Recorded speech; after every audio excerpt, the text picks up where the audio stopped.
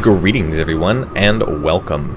I'm your host Captain Rye, and in today's video I'm playing in the Tier 8 Premium British Destroyer Cossack here in World of Warships.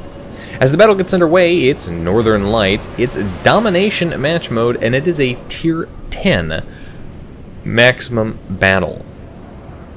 I have spawned closest to the D cap point, so the D cap point is where I'm headed. But I'm not alone. I do have some backup and support here in the form of a couple of cruisers, and there are some battleships back behind me as well. Hopefully, they're not going to be babies about it and are going to push up and support me. There are 3 destroyers per team, so it's not a destroyer-heavy game. There are a good number of battleships in the game, which is also a very good thing. A lot of radar cruisers really does cause me problems. But there is aircraft carriers in this game. And unfortunately, if you watched my review of the Cossack, you may be aware that I mentioned the Cossack effectively has no anti-aircraft. The anti-aircraft rating on this ship, I think, is 12. And those anti-aircraft guns, for the most part, have a range of about 1.5 kilometers. So, effectively, any enemy aircraft have to be flying over top of you. To give you an idea, a frame of reference as to how bad that AA is, the Itsuzushi and the Imperator Nikolai, both down at Tier 4, have an AA rating of 4. And those are Tier 4 battleships. And you, as a Tier 8 destroyer, have an AA rating that's only slightly better. Unfortunately, your AA rating does not make up for the fact that at Tier 4, you're facing Tier 4 and Tier 5 aircraft, which have very low health, versus, well, Tier 8, 9, and 10 aircraft, which have a lot higher health. Managed to secure the decap point and start heading down this channel now. Look what we've got going on over here. If you see the minimap, there is an enemy cruiser pushing up, and there is that Shimakaze Tier 2 destroyer. But our carrier is managing to do really well here, as he's secured a first blood by taking out that cruiser. Now that's going to be a good thing for me, so I'm going to go ahead and I'm going to push up here. My guns are far better. They are going to beat the reload of the Shimakaze, plus I've got a friendly cruiser over here as well. So since my hydroacoustic passives, going to push up with the speed boost here, get close enough so that I can spot this Shimakaze, start shooting at him, start knocking out torpedo tubes, engines, guns, whatever I can, causing some serious problems here.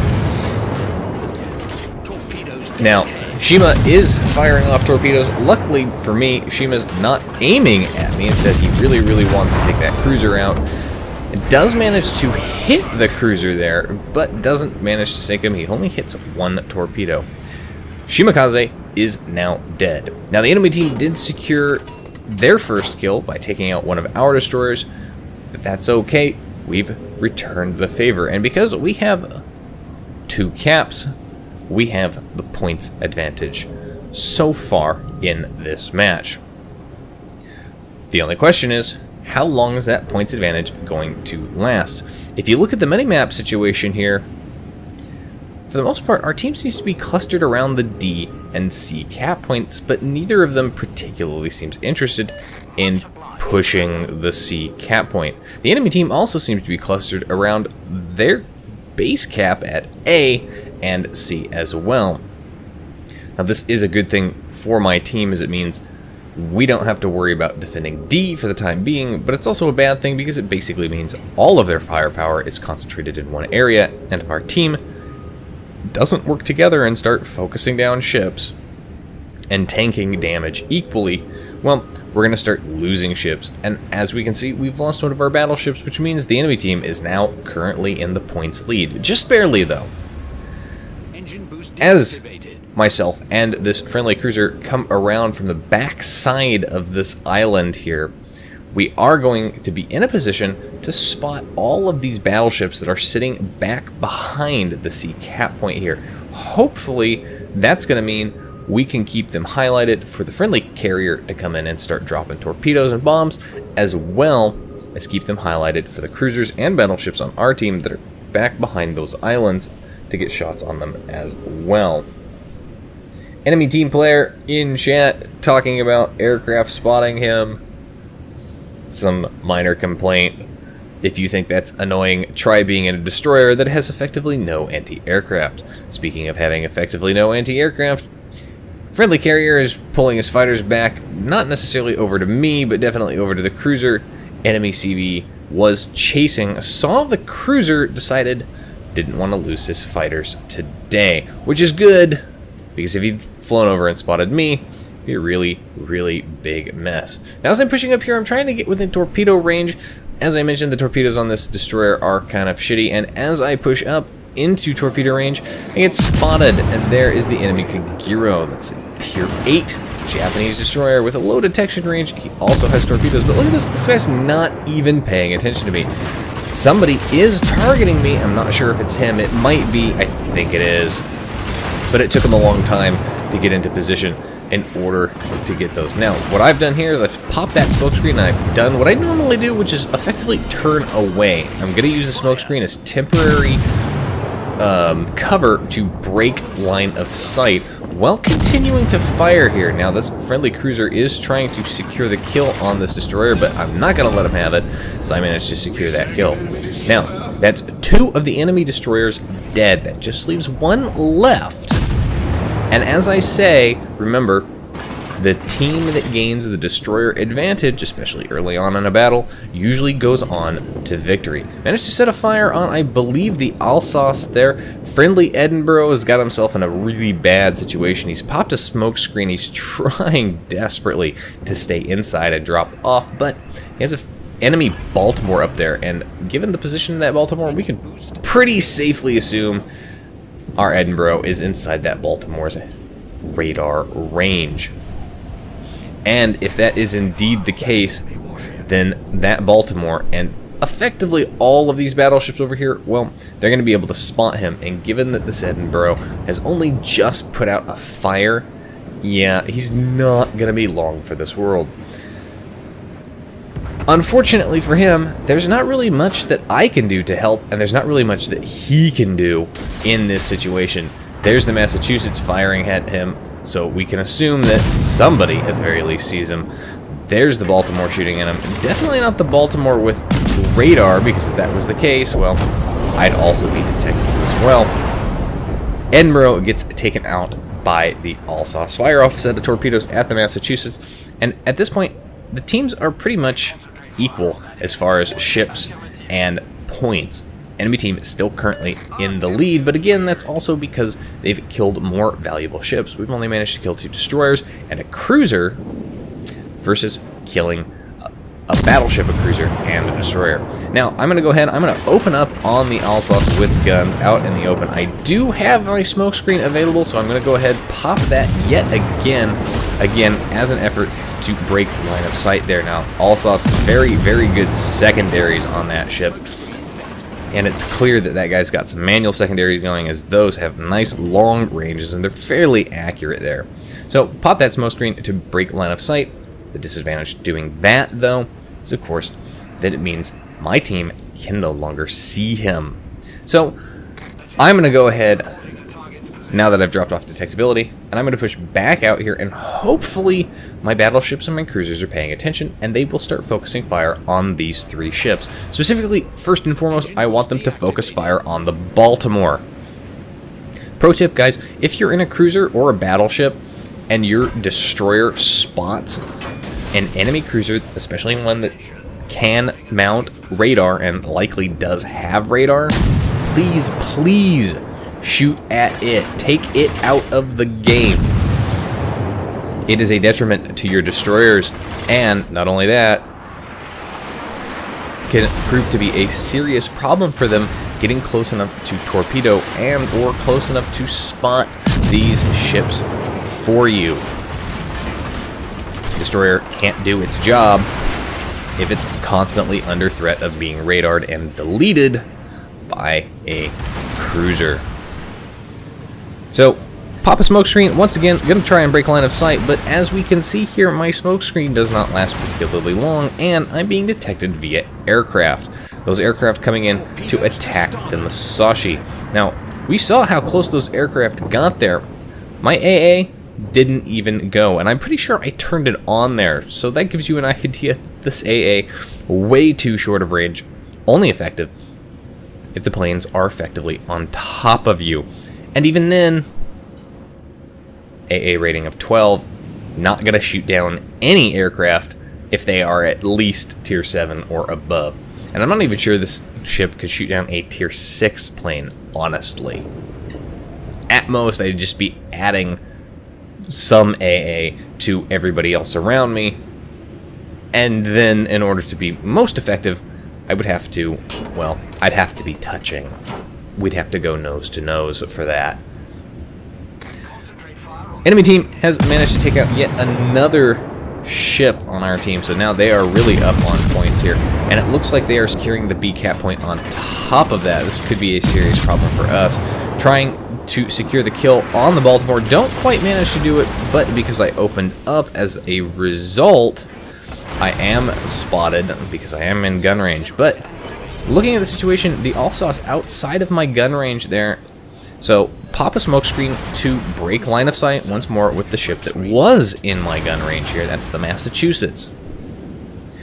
And getting myself turned around. Now, my team, again, really needs to concentrate fire. They need to focus down specifically that Alsace, because he's the guy who's going to run away off into a corner, and if they don't take him out now, it's going to result in him basically being a target of opportunity that the team is going to chase, and it's going to put them out of position.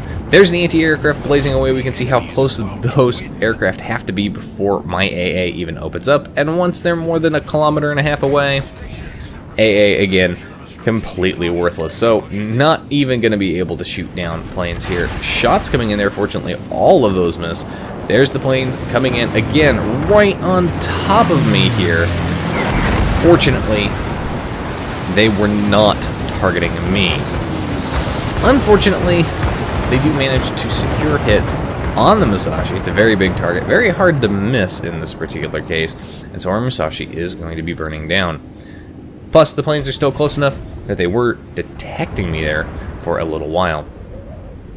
At this point, the enemy team really up on points here. They're pushing into that danger zone of 900 points. They have 3 of the caps, and they've effectively broken through, and they're pushing around back behind our spawn.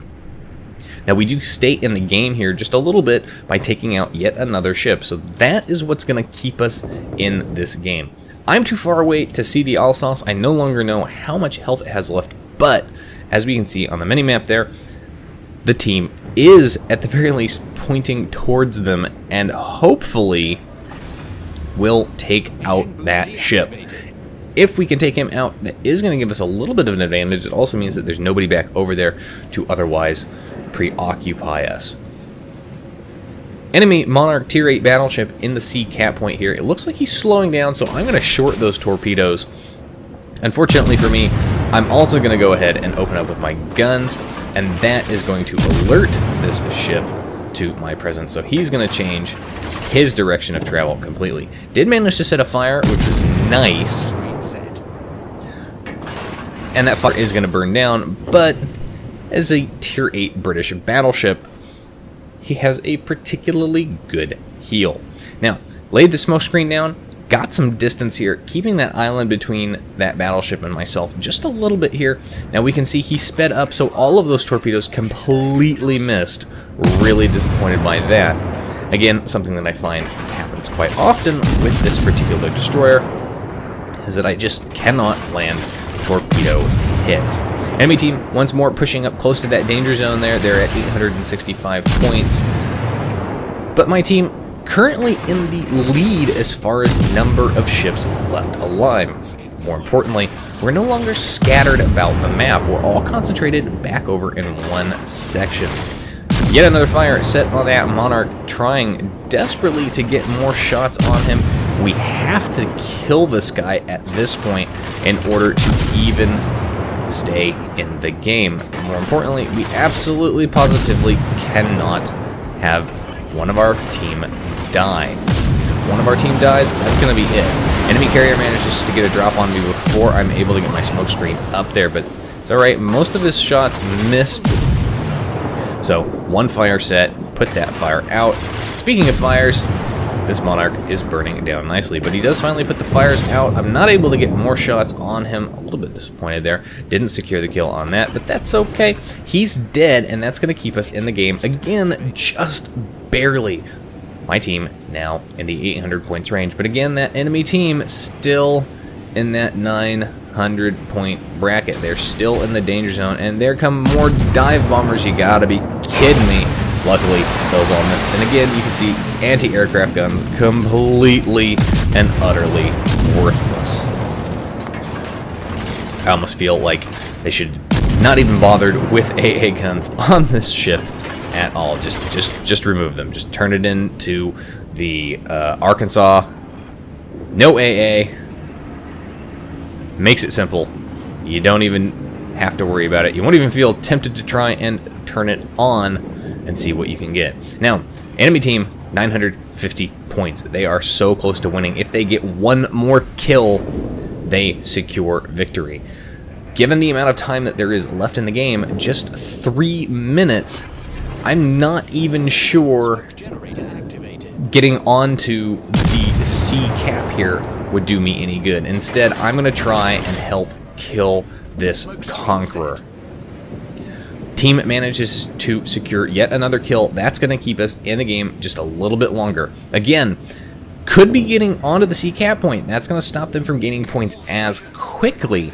But given how much time there is left, what really needs to happen is that we need yet another kill. So instead, I'm going to put myself into a position where I can provide firepower support, hopefully start some fires, cause some damage, and get some torpedoes out at the enemy Conqueror here. Now, I did sail out of the back of my smoke screen. I am detected, so I know this Conqueror knows I'm here, and we can see he's starting to turn his guns towards me. Now, I'm gonna flip the direction here and start moving forward. Here come the high explosive from the Conqueror, and look at that, he managed to miss. Yay that. Set a fire, but he put it out almost immediately. That's gonna cause him some serious problems, because if I can set another fire, it means he's gonna burn down, or if I hit him with a torpedo, it also means he's gonna burn down. Unfortunately for me, it's at this point I decide I am going to go step on the C cap point to stop the enemy team from gaining points, as we are very, very much so close on the points ratio. Plus, he's very low health. If our Musashi can finish this Conqueror off, that's going to be it, folks. There's our victory. Just barely, but a nice comeback overall. Only 65,000 damage done in that game, 2 kills, but 5 fires set there, 220 shell hits, 1 base capture. Not bad for a bottom tier destroyer with no anti-aircraft and, well, having some pretty poor torpedoes at that. Surprisingly enough, though, top of the team for XP earned at 2,000 base XP, with the St. Louis coming in second at 1,900 base XP. Pretty much, though, everybody who was still alive on the team at the end of that game had at least 1,000 base XP. Enemy Edinburgh, on the enemy team, only one to break that 1,000 marker. Anyway, that's it for today's video, folks. If you liked the video, hit the like button, hit the subscribe button, leave a comment down below. If you'd like to get some irregular channel news and updates, you can do so by following me on Facebook. If you've got a replay like this one that you'd like to see featured on my channel, you can send it to my email. And if you'd like to watch me play various games live, you can do so by following me on Twitch. You can find the links for all of those in the video description down below. And as always, I'll see you next time. This is Captain Rye, signing off.